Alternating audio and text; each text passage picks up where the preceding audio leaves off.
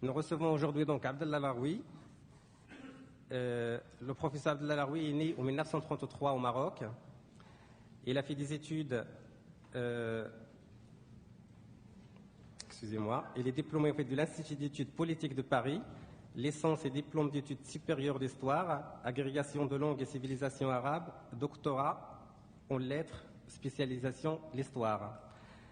Son statut actuel, il est professeur titulaire de chaire à l'université Mohammed V à Rabat, au Maroc. Sa spécialité, c'est l'histoire et civilisation arabe. Il a reçu plusieurs prix, dont le dernier est donc en l'an 2000, qui est le Grand Prix international de Catalogne. Et parmi ses publications, je citerai l'idéologie arabe contemporaine en 1967, l'histoire du Maghreb en 1970, les origines sociales et culturelles du nationalisme marocain en 1977, et enfin Islam et modernité en 1986, et en 1999 chez Albin Michel, Islam et histoire. Donc, comme chaque jour, je laisse la parole au professeur pour 50 minutes. Je vous remercie.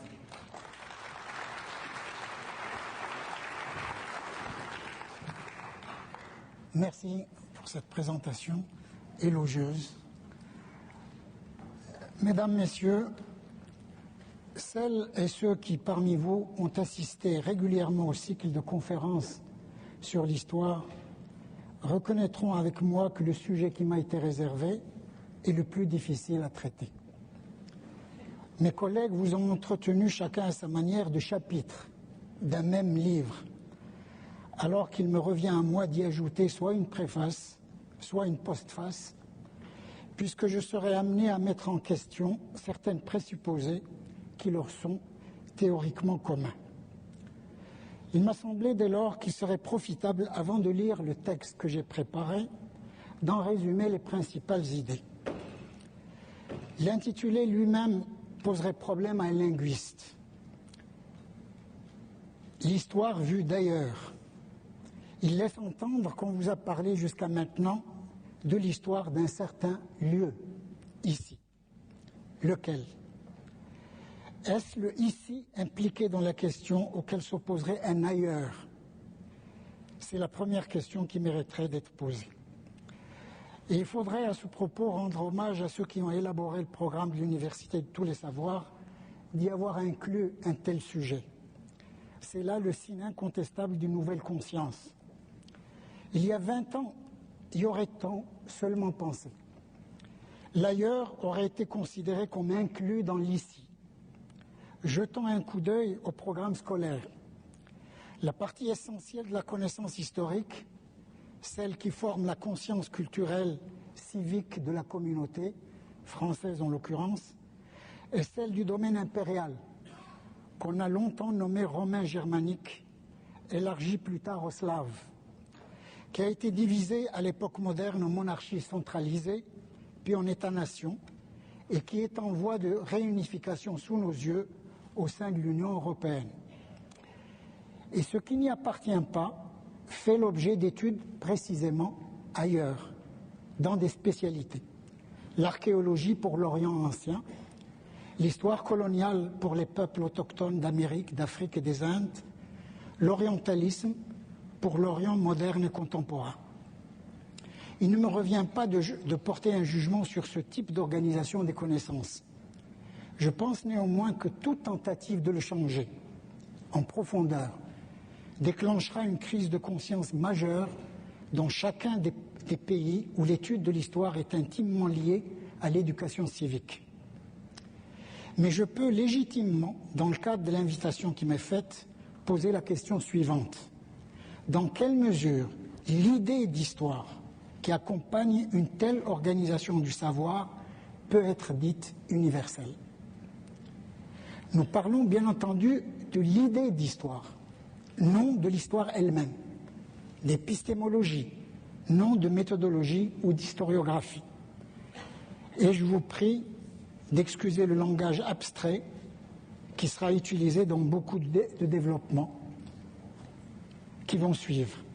Abstraction qui sera, je pense, compensée dans la période dévolue aux questions. Vous le constatez, j'ai été bien obligé d'interpréter le sujet qui m'a été proposé, d'en limiter les contours pour pouvoir le traiter. En résumé, je toucherai, mais pas nécessairement dans cet ordre, les points suivants. Que veut dire ailleurs, opposé à un ici implicite?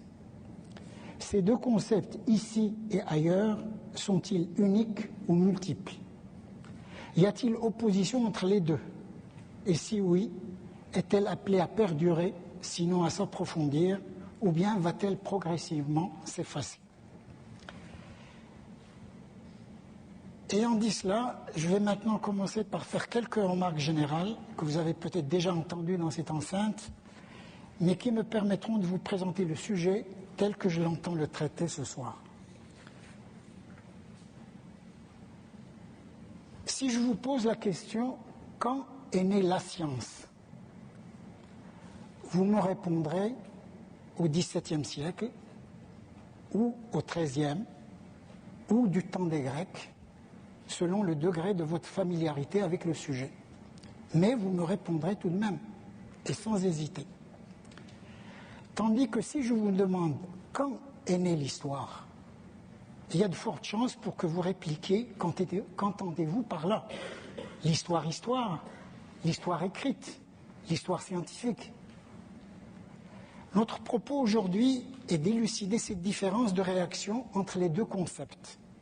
Celui de science, qui nous semble clairement défini, et celui d'histoire qui paraît et sans doute est fondamentalement équivoque, et ceci, quelle que soit la langue utilisée ou la culture considérée. Pour moi, il ne s'agit pas tant de vous entretenir de l'histoire vue d'ailleurs, sous-entendu d'un point de vue non occidental, bien que cela soit en partie vrai, que vue autrement, actuellement, par tous ceux qui observent l'évolution de notre monde en constante uniformisation.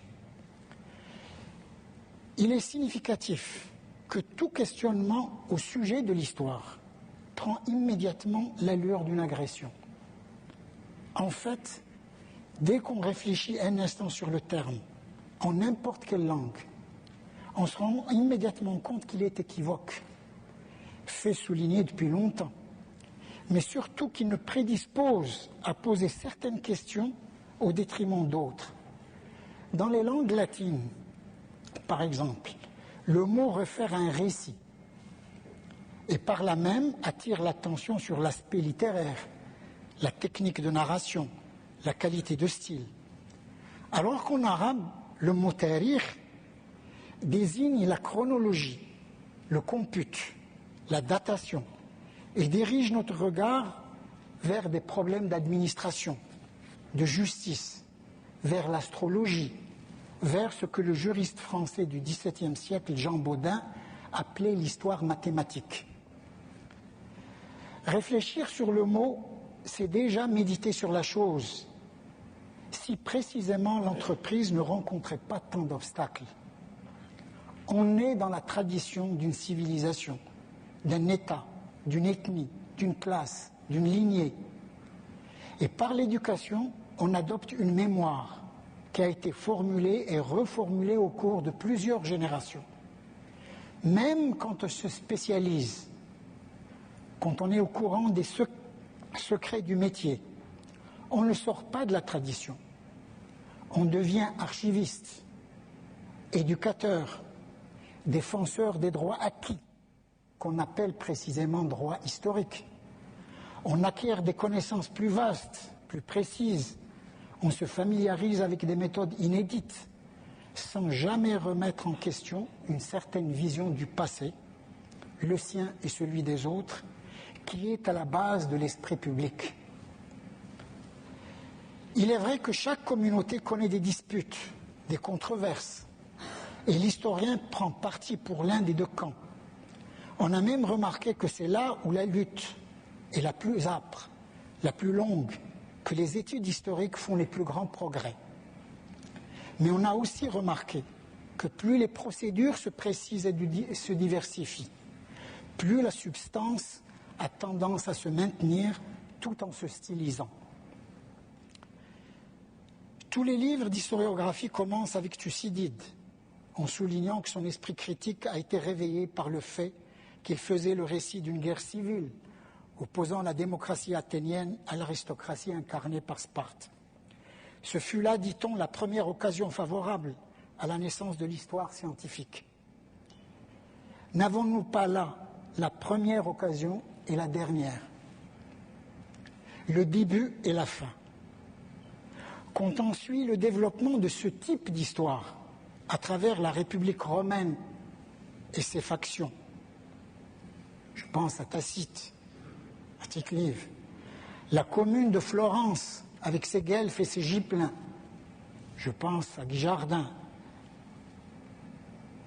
l'Europe de la Réforme avec ses protestants et ses catholiques, je pense à Pasquier, les révolutions modernes avec leurs républicains et leurs monarchistes, nous constatons certes une permanence, mais de quoi au juste? À chaque étape, l'histoire qui est racontée est plus riche, plus détaillée, mieux documentée, mieux mise en scène, pourrait-on dire en pensant à Michelet. Mais n'est-ce pas la même pièce? Qu'est-ce qui change et qu'est-ce qui se maintient? Que recouvre le mot histoire dans l'esprit du lecteur?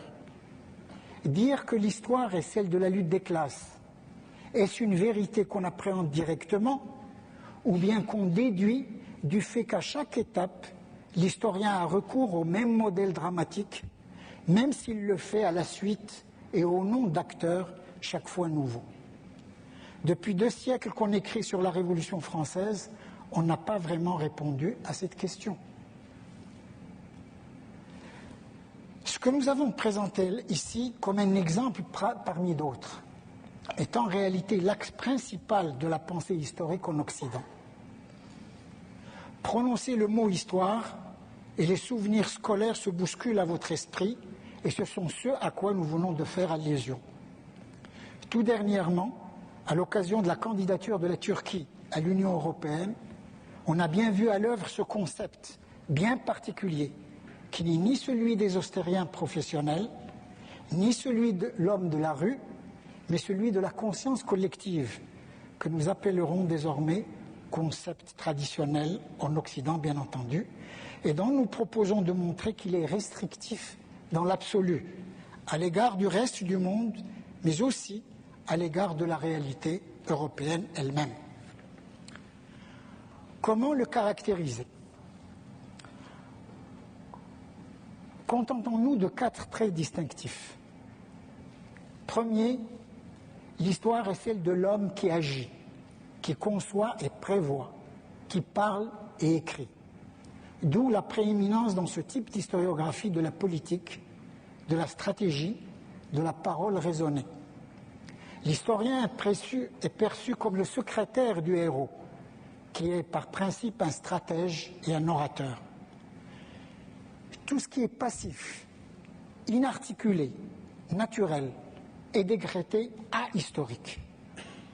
Et immédiatement se présente à notre esprit une question qui nous hantera tout au long de notre discussion.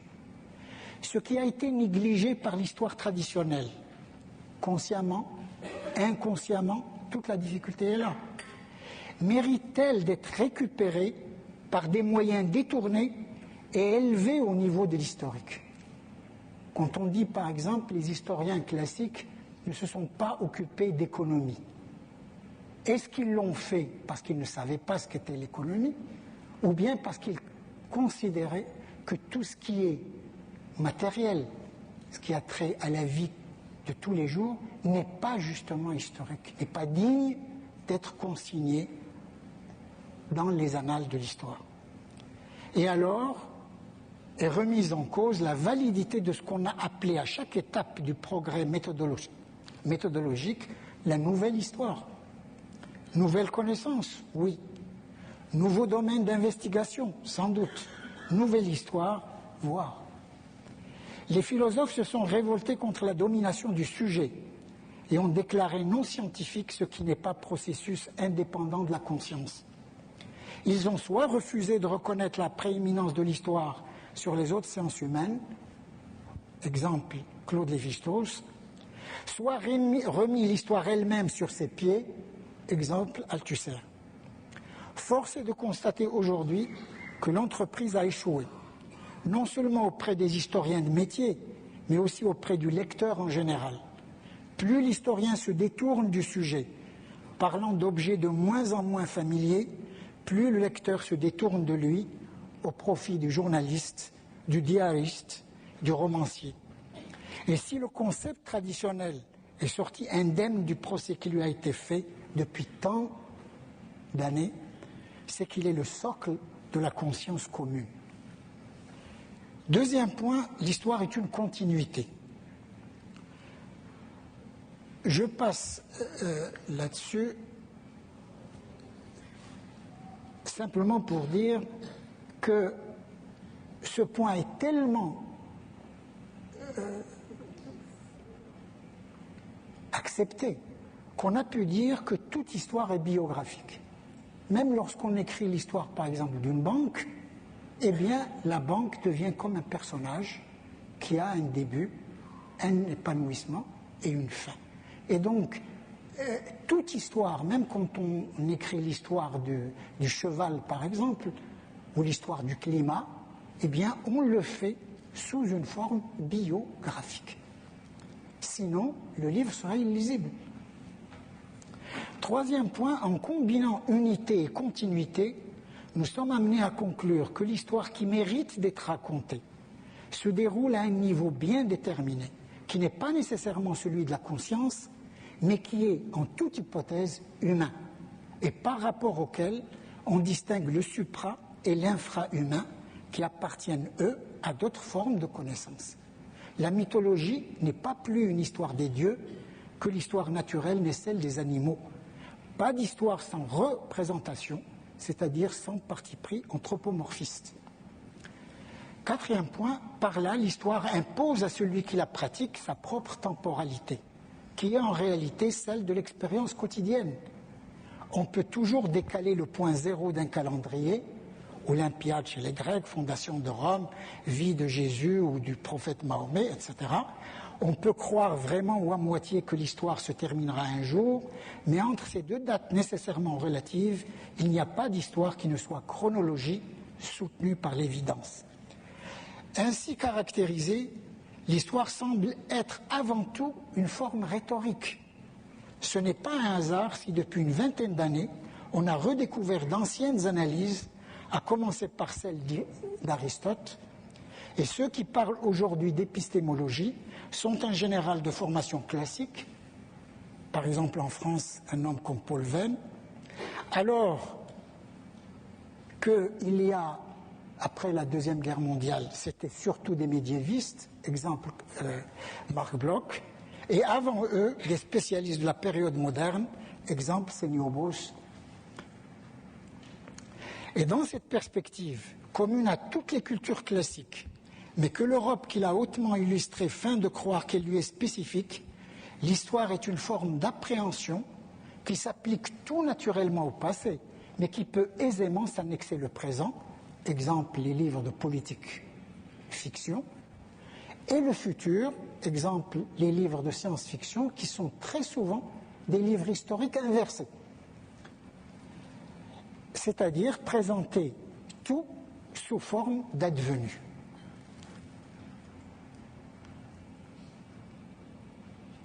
À mesure que l'histoire est assurée de ces procédures, elle devient de plus en plus impérialiste, en deux sens différents. Nous connaissons ses démêlés avec les autres disciplines qu'elle se plaît à appeler auxiliaires. Elle s'immisce dans chacune d'elles et la fait éclater de l'intérieur, par exemple la linguistique ou l'économie. On l'a même vu s'attaquer à la science physique pour y introduire relativisme et anarchisme avec sa théorie des paradigmes. Ce n'est pas cet impérialisme interne qui nous intéresse ici, mais l'autre, externe, celui qu'elle, la tradition historique occidentale classique, dirige contre d'autres traditions pour en faire de simples objets de sa propre investigation. Impérialisme qui manifeste son inconscience que ces traditions ont pu suivre d'autres voies, ou la même que la sienne, avec plus de constance et de persévérance. Certes, la tradition occidentale s'est édifiée par annexions successives. Est-ce l'Europe occidentale qui s'est annexée la Grèce antique ou le contraire? C'est là un autre problème épineux. Mais l'histoire occidentale moderne commence bien par une annexion spectaculaire, celle de l'Égypte ancienne. Il suffit de visiter l'une des nombreuses expositions toujours populaires dédiées à la civilisation pharaonique pour voir à quel point celle-ci semble maintenant faire partie de la conscience européenne, bien plus clairement que de celle de l'Orient contemporain. C'est le même mouvement d'annexion qui a abouti à l'imposant édifice de l'orientalisme. Il ne sert à rien de nier les liens de ce dernier avec la colonisation, car cela ne préjuge en rien de sa valeur scientifique et de son rôle historique. Et la meilleure preuve que ce lien existe et que l'orientalisme a perdu de son innocence, que la théorie de l'histoire qui lui servait de fondement a commencé à être discutée à mesure que la décolonisation progressait.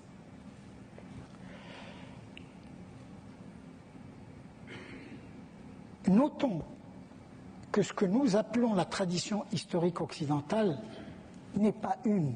En vérité, elle est édifiée chaque fois à l'intérieur d'un pays déterminé. Il y a par exemple un Machiavel italien, un autre français, un autre encore allemand. Dans chaque histoire nationale, le même concept est à l'œuvre, la même forme d'expression est mise à contribution, mais le résultat n'est jamais tout à fait le même. Il n'y a pas de Michelet anglais, comme il n'y a pas de Macaulay français. C'est en Allemagne qu'est né le concept d'histoire universelle, qui fut d'ailleurs très vite critiqué ailleurs, et quand von Ranke, par exemple, écrivit une histoire des peuples germaniques et latins, son ouvrage ne fut pas bien accueilli, ni en Angleterre, ni en France. Mais si la notion d'histoire élaborée à partir des mêmes éléments n'a pas pu être généralisée aisément au niveau de la seule Europe occidentale, ne parlons pas de celle du Sud et de l'Est, comment pouvait-on espérer l'appliquer telle qu'elle à des peuples plus éloignés encore? On voit bien qu'une telle tentative n'aurait jamais pu être envisagée en dehors de la situation de suprématie créée par la colonisation. Jean Bodin pouvait encore reconnaître que les Arabes avaient initié la géohistoire. Voltaire pouvait encore dire qu'avec un meilleur gouvernement, la Perse était capable de retrouver sa splendeur d'antan. Mais pour Marx, aussi bien que pour Tocqueville, l'Orient a été définitivement condamné par l'histoire. Chaque peuple colonisé était voué à une mort inéluctable par l'historien occidental qui pouvait en toute bonne conscience s'annexer son passé à l'image de ce qu'il avait déjà fait pour les peuples de l'Antiquité. C'est dans le cadre de l'UNESCO, institution internationale ouverte aux peuples non européens, que le concept d'histoire héritée de la tradition occidentale a montré ses limites. On l'a bien vu quand on a confié à d'éminents spécialistes le soin d'écrire une histoire de l'humanité. L'entreprise a immédiatement rencontré d'insurmontables obstacles et il a fallu publier tel quel le résultat d'années d'efforts qui étaient loin d'être satisfaisants. Le livre était en fait illisible. Il ne s'y trouvait pas une seule page qui témoignât que l'humanité avait eu une seule et même histoire. Si nous adoptons sans réserve le concept d'histoire décrit plus haut, si nous appliquons aveuglément la méthode qui en découle, de qui, de quoi parlons-nous quand nous écrivons l'histoire des grandes découvertes, de la conquête de l'Amérique, de l'ouverture de la Chine, du partage de l'Afrique, etc. Comparons ce qu'on a avancé depuis un siècle sur le Japon d'un côté, sur la Turquie ou l'Iran de l'autre.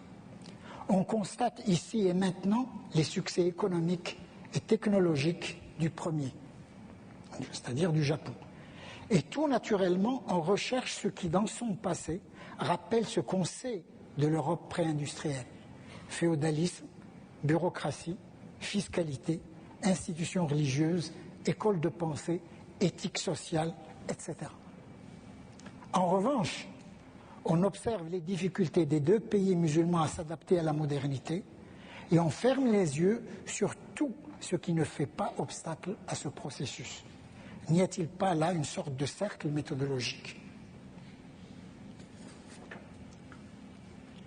Une des premières victimes de la décolonisation a été ce concept d'histoire que nous venons de définir, qui a tellement servi l'impérialisme tout en s'en servant pour se donner bonne conscience.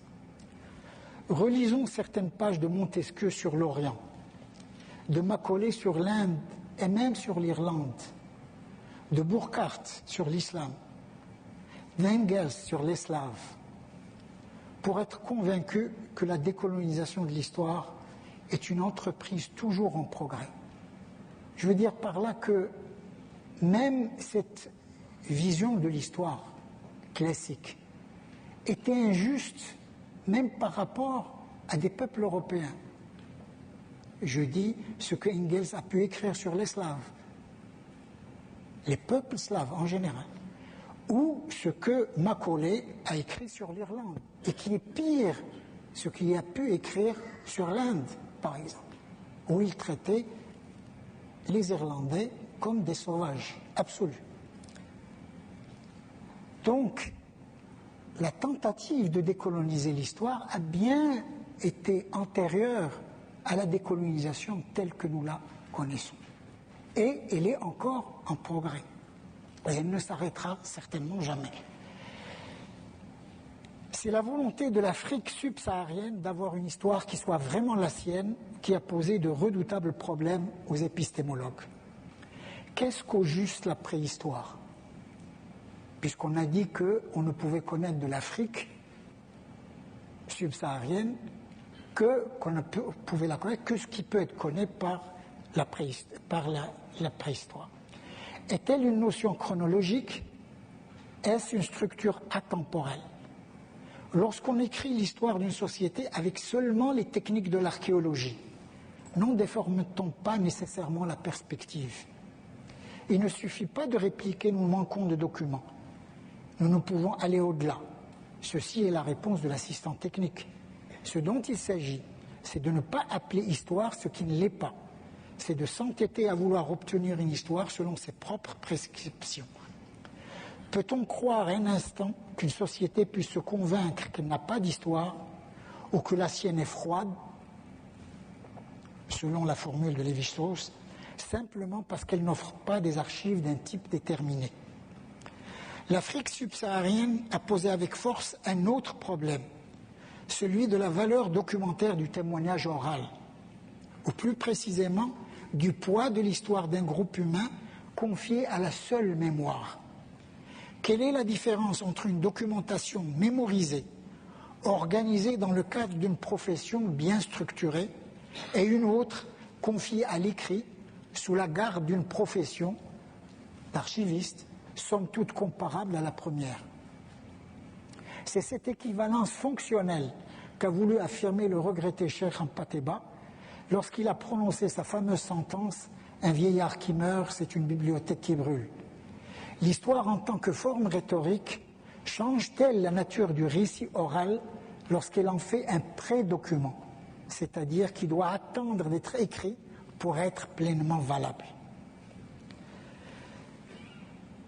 La même réflexion a permis de détecter toute une partie de l'activité humaine que l'histoire traditionnelle échoue à exprimer adéquatement, celle des exclus, des sans-voix, ceux qui sont hors normes, et qui au fond, ceux qui ne savent pas écrire, qui n'ont pas encore découvert l'écriture.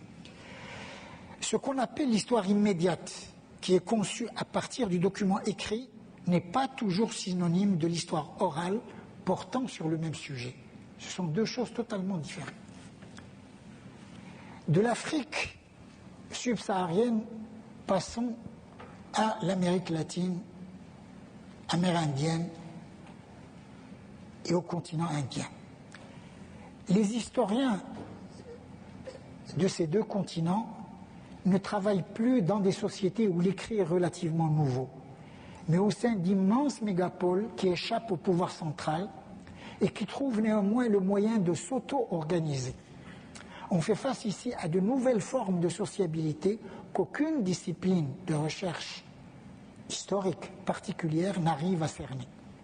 Ces chercheurs parlent d'histoire alternative qui combine les exigences indiquées précédemment, immédiateté, exclusion, oralité.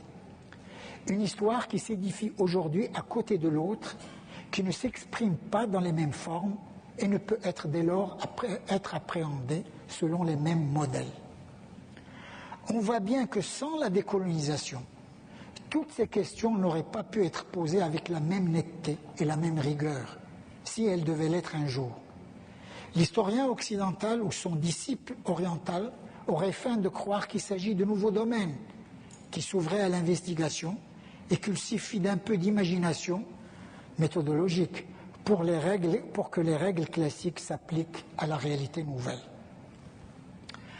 Après l'Afrique subsaharienne, après l'Inde et l'Amérique, venons-en à l'islam, puisque c'est lui qui pose à la conception traditionnelle de l'histoire le défi le plus redoutable. J'imagine que la Chine classique aurait son mot à dire, mais où pouvons-nous l'écouter? Dans les universités américaines, à Taïwan, sous le langage de la Chine officielle. Contentons-nous donc de l'islam, puisque c'est sa voix qu'on entend, amplifiée par les moyens de communication modernes. Le concept d'histoire est central en islam, et il est à la fois proche et différent de celui de l'Occident. Il est plus limité, parce qu'il est antérieur à l'archéologie, et plus profond dans la mesure où il exige le sens. Une histoire qui ne donne pas de sens n'est pas une histoire selon la vision classique de l'islam. Si l'islam pose à l'Occident un redoutable problème, l'inverse étant tout aussi vrai, c'est qu'il y a eu colonisation et décolonisation dans les deux sens, et que dans les deux cas, ni l'une ni l'autre n'y prit le visage qu'il eut ailleurs. Une des difficultés qu'a l'Europe occidentale de comprendre ce qui se passe en Europe orientale et balkanique, c'est que l'Europe orientale continue à vivre sous l'idée de la colonisation islamique turque, qui a duré jusqu'à la fin du siècle dernier. Alors que pour l'Europe occidentale, s'il y a eu colonisation par l'islam d'une partie de l'Europe, c'est dans un temps pratiquement oublié. Donc il y a eu colonisation et décolonisation dans les deux sens, et que dans les deux cas, ni l'une ni l'autre, c'est-à-dire la colonisation et la décolonisation, n'y prit le visage qu'il eut ailleurs, en Amérique, en Afrique ou dans certaines parties de l'Asie, en laissant la Chine de côté. Il ne s'agit ni d'effacer artificiellement cette différence, ni de l'exalter et parler d'une guerre de civilisation. Il y a différence, opposition, débat, conflit, mais il ne saurait y avoir de guerre dans la logique même du concept d'histoire que chacun des deux protagonistes a hérité et défend aujourd'hui. Le conflit latent entre les deux est à la fois intérieur et extérieur à chacun. C'est en fait un conflit entre le sacré et le profane, entre l'homme et la nature, et qui est un conflit intériorisé par chacun des deux protagonistes. Et c'est ce qui permet de voir l'histoire autrement et donc de l'enrichir.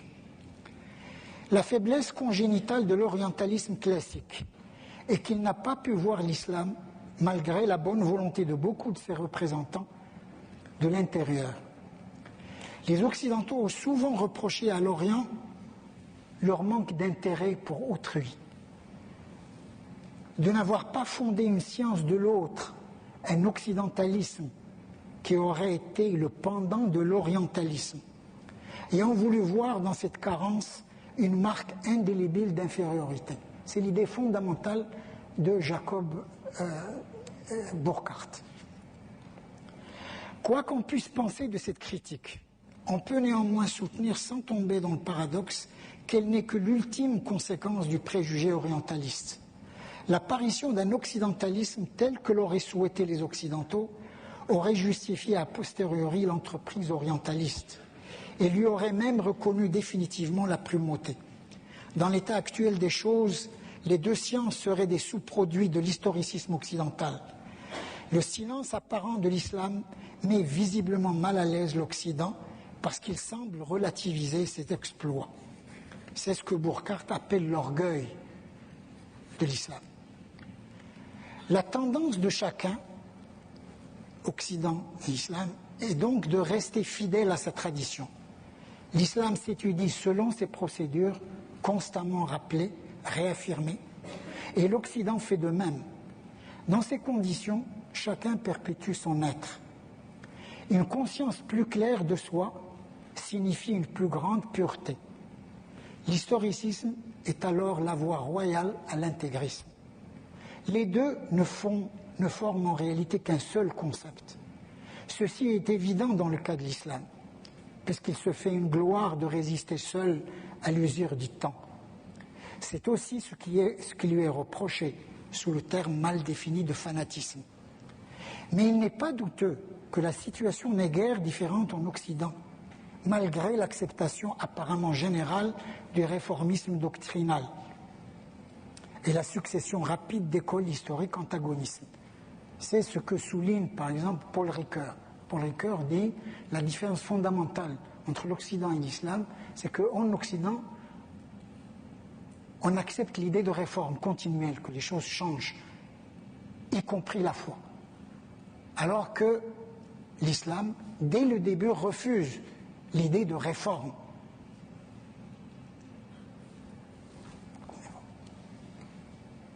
C'est ce que dit Paul Ricoeur. Mais l'expérience quotidienne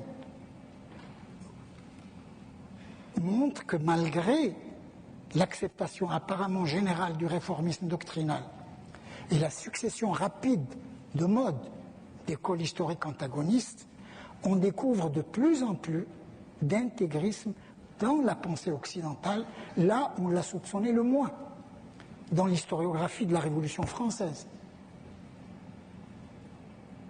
La Révolution française est sacralisée. Il y a quelque chose qu'on ne peut pas toucher. Dans la politique linguistique de chaque État,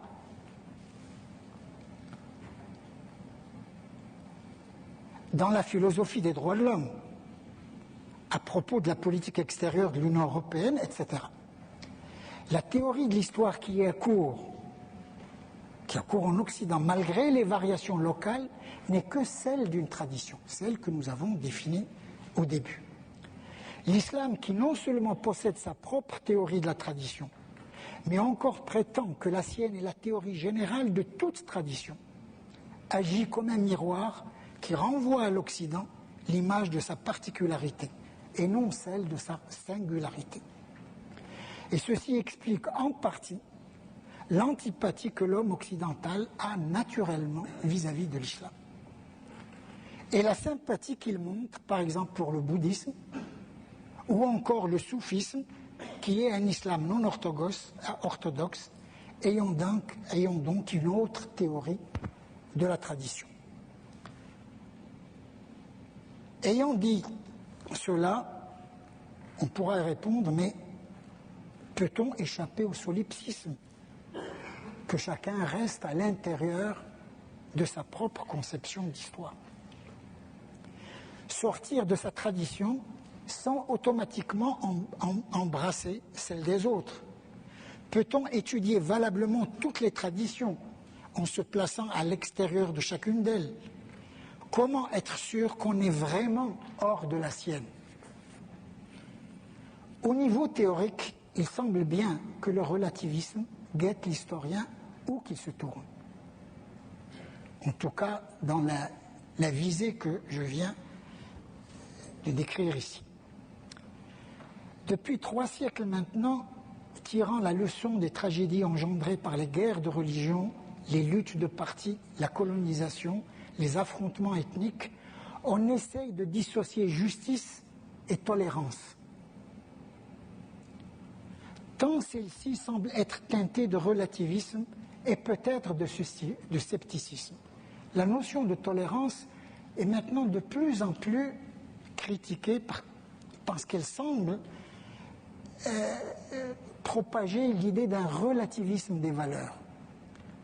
Et on essaye de lui opposer une certaine conception presque métaphysique de la justice. Tout l'édifice de l'histoire scientifique, la théorie de l'action humaine réduite à ses déterminants matériels, théorie qui s'est vue au cours des générations confortée par les progrès de l'archéologie, de la biologie, de la psychiatrie, du structuralisme et sa phobie du sujet, n'a été en définitive qu'une tentative héroïque de se soustraire au relativisme. C'était aussi une manière de dépasser le concept d'histoire courant en Occident. Et c'est pour cette raison que la tentative a trouvé et trouve sans doute encore de larges échos dans les autres cultures. Cependant, nous avons souligné qu'elle a été décrétée à tort ou à raison hors sujet.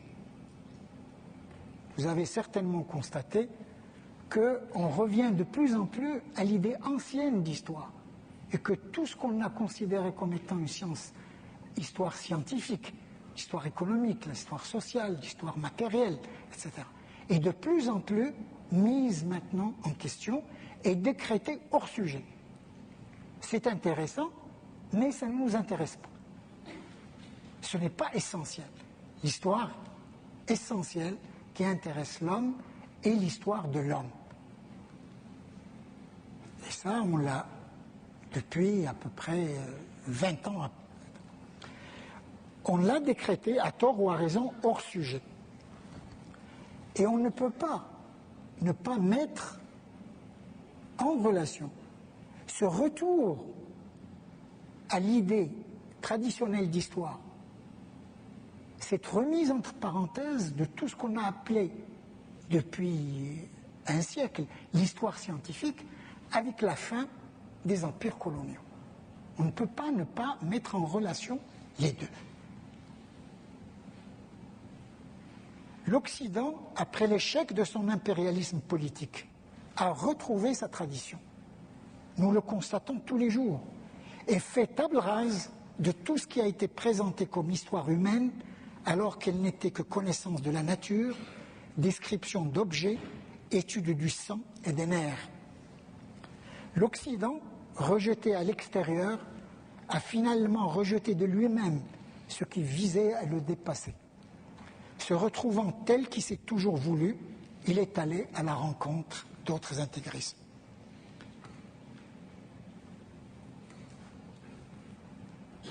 J'arrive finalement à la conclusion. J'ai toujours soutenu que l'analyse des idées pures, c'est ce que j'ai fait jusqu'à maintenant, aboutit presque mécaniquement à une philosophie du conflit, d'opposition et de conflit. La seule voie de sortir des contradictions est de se tourner vers ce que chacun de nous fait et non se contenter d'écouter ce qu'il dit ou écrit. Et en général, on se contente d'écouter ce que autrui dit, mais on ne voit pas ce qu'il fait en fait.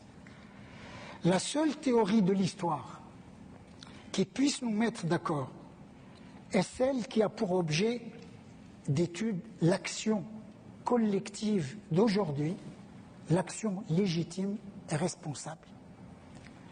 La colonisation a été une entreprise d'universalisation au niveau planétaire, fondée sur une idée traditionnelle restrictive de l'histoire. Elle a été arrêtée par un mouvement de résistance, lui aussi planétaire, et lui aussi fondé sur une idée qui, bien que différente, n'était pas moins restrictive. Et cependant, le nationalisme culturel a continué à sa manière ce mouvement d'universalisation. Les grandes révolutions de l'Est, qui ont semblé devoir changer le cours des événements, l'ont finalement plutôt accéléré. Toutefois, à ce mouvement fait pendant un autre qui va en sens contraire. On généralise l'enseignement pour unifier et uniformiser. Et sans le vouloir, on fait renaître des langues, des cultures, des traditions qu'on croyait définitivement oubliées. Ce fut déjà la mère expérience de la colonisation, et c'est celle des nouveaux États nés de la décolonisation. Une société semble être unie tant qu'elle est passive, somnolente, ou victorieuse, ou prospère, dès qu'elle connaît un début d'activité, ou qu'elle subit un échec, ou qu'elle est en crise, la voilà qui se disloque selon des lignes de fracture depuis longtemps invisibles pour la plupart des habitants. Et tout cela se fait au nom de l'histoire et contre elle. Hier, au temps de la colonisation, et aujourd'hui, où la décolonisation continue. La logique de ce fait, de ce qui a été mis en branle, quand agira sans doute encore longtemps.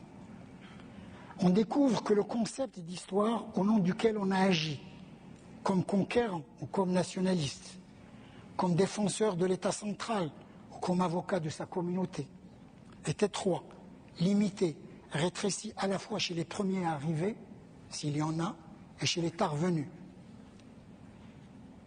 Si nous nous dirigeons aujourd'hui vers un certain historicisme, sans lequel on ne saurait concevoir une cour internationale de justice, un droit général d'intervention, une organisation mondiale du commerce, il serait bien différent de celui qui avait cours au siècle dernier et que l'Europe considérait comme une denrée qui lui était spécifique et qu'elle devait exporter. Il s'agira d'un historicisme d'action et non de préconception. Ce que je veux dire par là, c'est que l'histoire n'est pas une comme une donnée, mais il est une comme visée. Si on regarde ce que les gens font partout, ce qu'ils exigent, ce qu'ils espèrent, ce dont ils rêvent, eh bien on constate qu'ils vont vers une certaine unification, même s'ils disent vouloir le contraire. C'est ce que j'appelle un historicisme d'action et non pas de préconception, extrait du présent et non déduit d'un héritage taillé sur mesure. Un historicisme instrumental intégrant une grande part de relativisme. Universalisation et particularisation, mondialisation et spécialisation vont main dans la main. La raison en est sans doute que nous sommes tous maintenant convaincus de nos propres limites. La science, et je reviens à cette opposition entre science et histoire, la science est théoriquement ouverture sur l'infini, pas l'histoire. L'individu est mortel, les cultures et les civilisations évoluent et donc meurent d'une certaine manière. L'humanité dans son ensemble est loin d'être assurée de son avenir. L'histoire appartient à tous depuis que le ciel ne protège plus personne en particulier. Merci.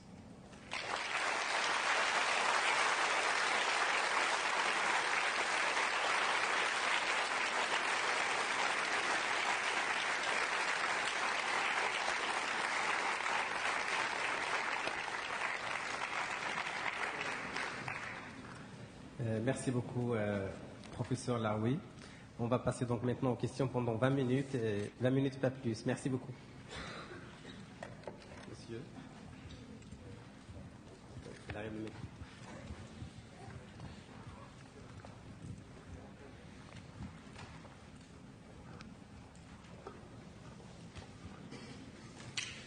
On considère l'histoire, en général, comme une science humaine, et d'ailleurs vous avez employé le mot science à plusieurs reprises. Est-ce que dans toute science, on ne doit pas considérer des faits d'abord, avant d'avoir des interprétations ou des jugements de valeur?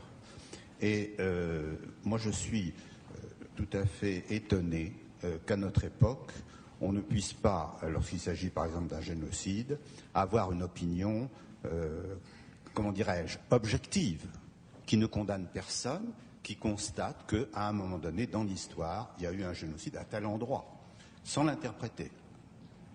Et je crois qu'un fait comme ça est très important, parce que finalement, l'histoire est quand même, en principe, quelque chose qui devrait nous éviter ce genre de choses, et par conséquent, elle doit être, comment dirais-je, universellement reconnue.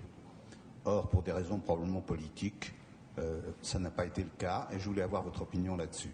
Je précise que je ne suis pas arménien, que je n'ai aucun ancêtre arménien, mais je trouve qu'un génocide, si réellement il y a eu génocide, et il semblerait qu'il y ait eu malheureusement génocide, c'est invraisemblable que l'ensemble des historiens ne se prononcent pas dessus.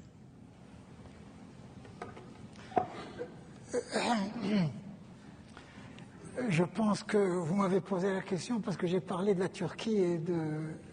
Non. Oui. Je dois dire que je ne suis pas spécialiste de cette période et je ne suis pas, je veux dire, cette question de près. Mais j'en sais un petit peu quelque chose parce que à un certain moment j'étais dans une université en Amérique pour ne pas la... Et il y avait justement à Los Angeles où il y a une très grande communauté arménienne et ce problème était posé déjà depuis il y a donc 25 ans. Et il y avait là un professeur d'histoire ottomane qui lui disait simplement ceci, que on n'a pas prouvé jusqu'à maintenant le fait lui-même qu'il y ait tant et tant et tant de morts d'individus, c'est-à-dire que si on considère que c'est ça ce qu'on appelle génocide, personne ne le met en doute. Mais le point que mettait ce professeur-là, qui s'appelle Stanford Shaw, à ses élèves, c'était qu'on n'a pas prouvé que le gouvernement ottoman de l'époque a organisé cela. C'est le seul point de contestation.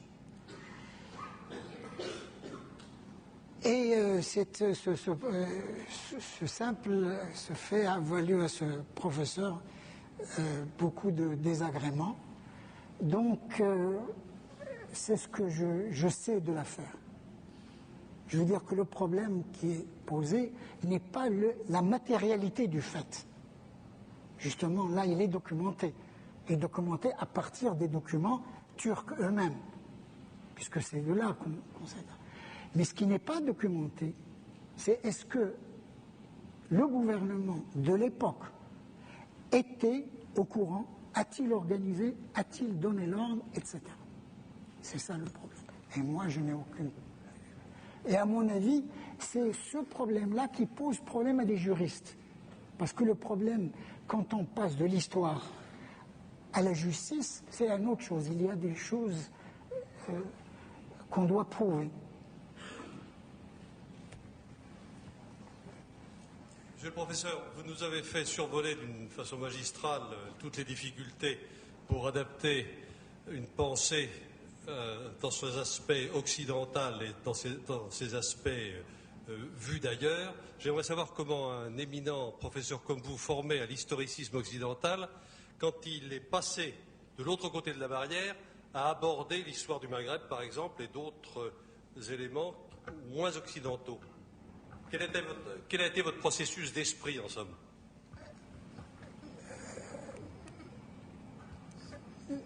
Non, ce que j'ai essayé de dire dans ma conférence, c'est que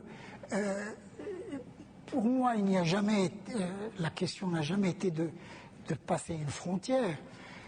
Ce que je voulais dire, c'est que ce que en Occident on appelle histoire, et en Occident même restrictif, c'est une certaine idée de l'histoire, et c'est ce que j'ai essayé de faire pour la première partie, qui est née essentiellement de Thucydide.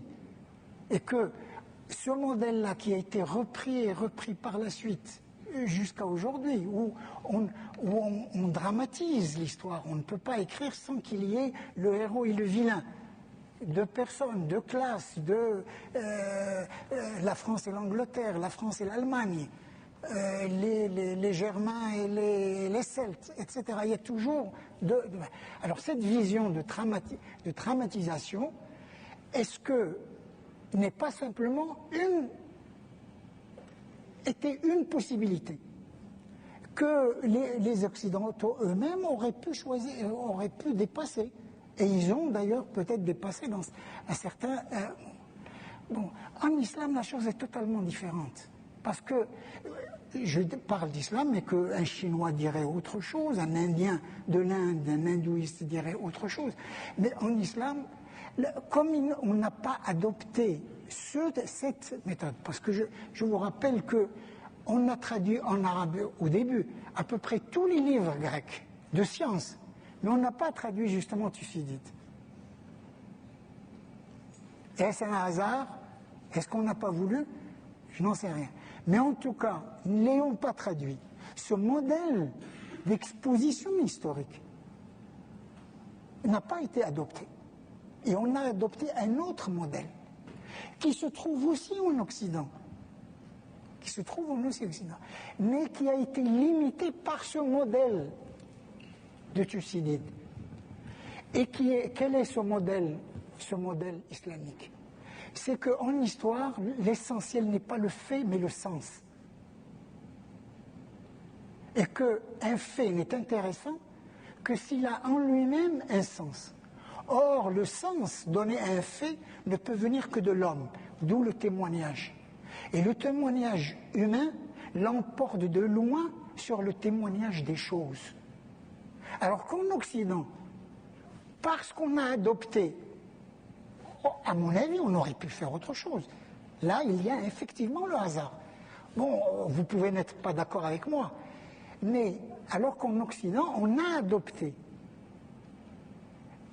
un principe qui se trouve chez Thucydide et qui par la suite a été repris et qui s'était surtout matérialisé dans la loi et la jurisprudence latine, qui est que le témoignage des choses l'emporte sur le témoignage humain. Mais seulement le témoignage des choses ne donne pas le sens. Et c'est ce que les historiens musulmans ont toujours mis en lien. Et ce qui les a poussés à dire qu'ils sont les seuls à être de vrais historiens. Là encore, on voit un peu le chauvinisme. Mais il pose quand même un problème essentiel. C'est ce que j'ai essayé de dire. Parce que tout ce que le 19e siècle a essayé de faire, qui est pour échapper au relativisme, de remplacer le témoignage des gens, c'est ce que dit Voltaire par exemple, le témoignage humain par le témoignage des choses. C'est essentiellement l'archéologie. Mais en faisant cela, il a laissé passer le sens. Et d'ailleurs, ce qu'on voit maintenant, c'est le retour du sens. Et le retour du sens a fait que tout ce qui a été fait au XIXe siècle a été décrété du non-sens. Ce n'est pas mon avis, mais c'est ce que je constate. Et donc, pour moi, ce n'est pas l'opposition extérieure entre deux visions d'histoire, mais simplement une affaire de deux questionnements. Questionnement qui part de Thucydide et qui s'y développe jusqu'à aujourd'hui, braqué sur la nature et le témoignage des choses, d'où la découverte de l'archéologie, d'où la découverte de la science économique, d'où la psychiatrie, etc., etc. Et de l'autre côté, l'accent mis sur le sens, et qui le sens ne peut être que révélé à l'homme. Vous pouvez bien chercher les choses, mais vous n'aurez jamais les choses, le sens, et qui, justement, a empêché les historiens musulmans de s'intéresser aux matérialités. Alors, il faut voir les deux choses. Le rôle du hasard, est-ce que beaucoup de gens ne seraient pas d'accord avec moi? Ils diraient non, ce n'est pas le hasard. Ils diraient au contraire, c'est la nature même, la nature des Grecs, la nature des Arabes. Moi, je ne le pense pas. Je pense que c'est simplement le hasard. Et la preuve, c'est qu'on trouve chez les deux la tentation. Chez les musulmans, il y a la tentation aussi de la matérialité. Et chez les Occidentaux, aussi la tentation de la recherche du sens. qu'on trouve à différentes époques de l'histoire et qu'on commence maintenant à voir. Jusqu'à quand, je n'en sais rien. Mais je suis sûr que ça ne durera qu'un temps. Mais enfin, maintenant, nous sommes dans la recherche du sens. Professeur, si j'ai bien compris... Pardon. Ah, voilà. Ah, là, oui. Oui, si j'ai bien compris, en reprenant Paul Ricoeur, vous avez semblé opposer islam à Occident. Je croyais, tout à fait profane que je suis, que le contraire de l'islam en termes d'histoire, c'était christianisme ou quelque chose de ce genre. Encore qu'il y ait dans les deux, l'un et l'autre, dans chaque côté. Vous n'avez pas à l'Occident seulement le christianisme, vous n'avez pas dans l'autre sens uniquement l'islam. Il y a des morceaux dans un côté et de l'autre. Je n'ai pas très bien compris. Une question liée à cela. À votre avis, l'Occident ou l'Orient, l'islam, pour reprendre ce que je n'ai pas compris chez vous, est-ce l'histoire, est-ce géographie, est-ce projet stratégique? Merci.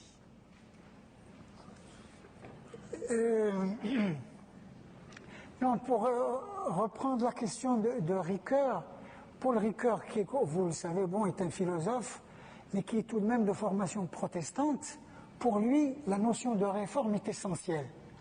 Alors il dit que le christianisme occidental, parce qu'il y a un christianisme oriental, l'orthodoxie, bon, mais le christianisme occidental a intériorisé la notion de réforme et de changement.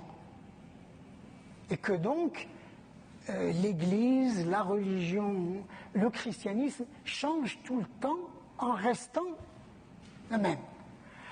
Alors, d'après lui, c'est comme ça qu'il n'est pas spécialiste et il s'est, à mon avis, aventuré de parler de choses qu'il ne connaît pas très bien. Alors que, pour lui, l'islam coranique, dans la mesure même où l'islam se prétend être la religion originelle, qui par la suite a subi des altérations, cette idée-là, qui est fondamentale, fondatrice de l'islam, est en contradiction avec l'idée de changement et l'idée de réforme. Et donc l'islam a une difficulté énorme à se réformer, dans le sens de réforme religieuse, à la Luther. Bon, je crois que cette opposition n'a pas lieu d'être, mais enfin, on ne va pas entrer dans parce que je considère que l'histoire est un fait qui s'impose à tout le monde et que ce n'est pas parce qu'on ne veut pas changer qu'on ne change pas. Et c'est pourquoi j'ai fini mon exposé en disant n'écoutons pas ce que disent les gens, voyons ce qu'ils font. Et là, en voyant ce qu'ils font, ils changent tout le temps et ils aiment bien changer. Même en disant qu'ils ne changent pas. Mais ça n'a pas d'importance ce qu'ils disent. Bon, maintenant, est-ce que vous me posez la question non, je considère que, c'est ce que j'ai dit à ma réponse, il n'y a pas d'islam, il n'y a pas d'histoire totale. Il n'y a pas d'idée totale d'histoire. Ce qu'en Occident, on a appelé l'histoire est une tradition. C'est l'idée fondamentale que je veux développer. C'est une tradition. Il y aurait pu y avoir autre chose. Il n'y a pas eu lieu, mais c'est une tradition. Étant une tradition locale, elle ne peut pas s'opposer à d'autres traditions, surtout à des traditions qui sont extrêmement élaborées, et qui est la tradition islamique, en disant toujours, je ne sais pas ce qu'un Chinois ou un Indien dirait s'il était à ma place. Mais je suis sûr qu'il dirait, là aussi, nous aurions écouté une autre conception d'histoire qui n'a rien à voir ni avec celle de l'Occident, ni avec celle de l'islam. Et que donc, ceci étant, nous ne pouvons pas présenter une théorie générale de l'idée d'histoire. Mais ce que nous pouvons faire, une théorie générale de l'action historique. Ce que les gens, aujourd'hui, sur la Terre, sont en train de faire. Et là, je vois deux mouvements. La mondialisation qui est un fait inéluctable, et la et ce mouvement, ces mouvements d'identité qu'on voit partout et qui s'opposent à tout. Et les deux mouvements sont concomitants. C'est l'État-nation qui, en voulant unifier, crée les mouvements autonomistes, partout, partout. Je ne crois pas que l'un va l'emporter l'autre, mais les deux mouvements sont, à mon avis, et c'est cela qui va nous aider à avoir une idée globale de l'action historique, en faisant une étude précise de ces deux mouvements concomitants, d'unification et de diversification. Bonjour. Bonjour. Merci beaucoup. Je sais que le sujet est très très difficile, mais on va essayer quand même de comprendre. Vous aviez dit que la chance, vous croyez à la chance, moi je ne crois pas à la chance. La chance, c'est vraiment la définition de ce qu'on appelle c'est l'ignorance. C'est l'ignorance. Même. Autre chose, la loi divine, elle ne peut pas changer. Si elle change, c'est qu'elle n'est pas divine du tout. Donc là, c'est un problème de quintessence qui se pose. Je ne sais pas si hier soir vous avez regardé l'émission sur la 5. Il parlait de la Terre Sainte. Il y avait un porte-parole juif, un historien juif qui avait dit que dans leur livre, il n'a pas trouvé de traces de Terre Sainte. Je le prends au mot. Alors que le Coran relate que Moïse avait demandé aux fils d'Israël d'entrer dans la Terre Sainte. Il avait refusé en invoquant des prétextes. D'où la punition, l'errance pendant 40 ans. Le Coran relate aussi, ça c'est notre problème avec les Juifs, mais notre problème aussi avec les chrétiens, c'est que dans le Coran, il relate que dans l'Évangile, Ahmadou a été cité et il n'existe nulle part dans le livre. Or, le problème, excusez-moi s'il vous plaît, laissez-moi parler. Laissez-moi parler. On est limité par le temps, on pose une question s'il vous plaît. Non, mais je suis en train d'expliquer quelque chose de très important. Non, vous posez votre question s'il vous plaît. Je suis en train d'expliquer quelque chose de très important pour tout le monde. Non. Le professeur a donné sa conférence, vous posez votre question parce qu'on est limité par le temps s'il vous plaît. Bon, alors je continue. Non, vous posez votre question. Alors, en parlant de Ahmadou, on a trouvé de traces que selon Saint Jean Paraclet, dont la traduction en grec paraklitos, dont on ne connaît pas la vraie traduction. Est-ce que le loué, s'il vous plaît, est-ce que c'est le loué? Non, écoutez, est-ce que vous posez votre question? Ou est-ce que c'est esprit? Messieurs, dames, je vous remercie beaucoup, donc on s'arrête là. On est limité par le temps. Merci beaucoup.